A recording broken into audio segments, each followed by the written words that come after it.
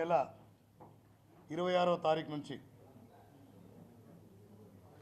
అమలుపరచబోతున్న ప్రభుత్వ పథకాలని ముఖ్యంగా గత 10 సంవత్సరాలు వెళ్ళినటువంటి బీఆర్ఎస్ సర్కార్ ఏ ఒక్క పేదోనికి రేషన్ కార్డులు ఇవ్వలే, ఏ ఒక్క పేదోనికి ఇల్లు కట్టివ్వలేదు, రాష్ట్రాన్ని పూర్తిగా దివాలా దేయించి పరిపాలన చేసినటువంటి చరిత్ర ఉంది.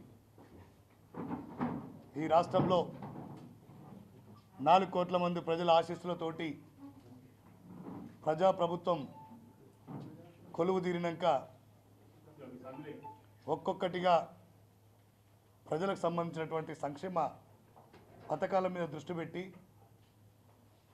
ఇవాళ రేషన్ కార్డులు అయితేంది, పేదలకు ఇందిరమ్మ ఇండ్లు కావచ్చు, రైతు భరోసా గతంలో వాళ్ళు ఇచ్చిన దానికంటే అదనంగా ఒక్కొక్క ఎకరానికి 1000 రూపాయలు పెంచి ఇవ్వడం, ఇలాంటి అనేక సంక్షేమ పథకాల మీద రివ్యూ జరుగుతున్నప్పుడు ఇలా బీఆర్ఎస్ పార్టీ నాయకులు కాంగ్రెస్ పార్టీకి పేదోళ్ళు దగ్గర అవుతుండ్రు, ప్రజలు దగ్గర అవుతుండ్రు, ఎట్టి పరిస్థితుల్లో వీళ్ళకు మంచి పేరు రాకూడదు అని చెప్పి హుజురాబాద్ ఎమ్మెల్యే పాడి కౌశిక్ రెడ్డి ఒక సైకోలాగా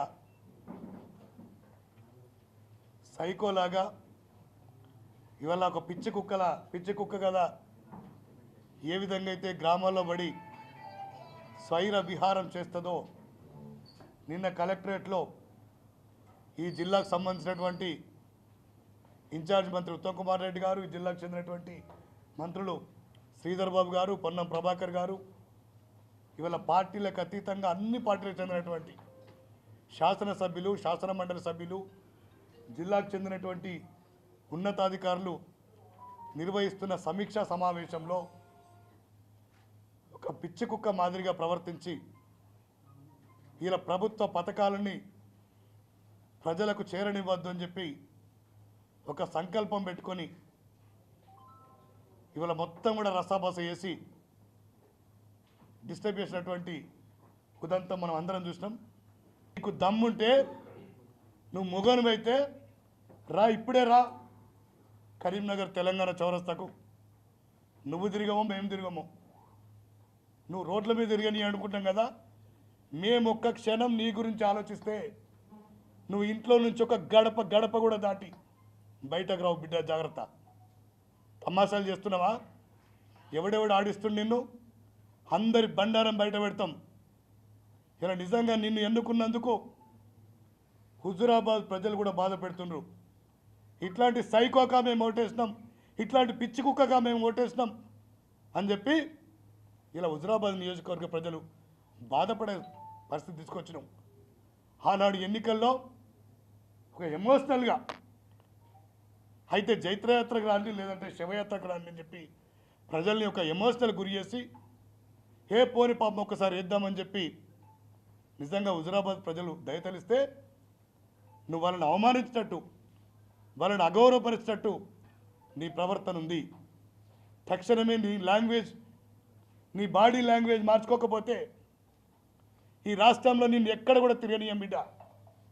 ఇవాళ కేసీఆర్, కేటీఆర్, హరీష్ రావులను కూడా కరీంనగర్ వేదిక నుంచి హెచ్చరిస్తున్నా, ఇట్లాంటి సైకో నా కొడుకుల్ని కంట్రోల్ చేయకపోతే టీఆర్ఎస్ పార్టీ నాయకులు ఎవ్వడు కూడా రోడ్డు మీద తిరగనీయం. అవసరమైతే మీ ఆఫీసులకు వచ్చి కూడా కొట్టాల్సిన పరిస్థితి వస్తుంది. తస్మాత్ జాగ్రత్త. ఇప్పటికైనా నిన్న జరిగిన ఉదంతం మీద వాళ్ళ పార్టీ అధినేత కేసీఆర్, కేటీఆర్ స్పందించాలి.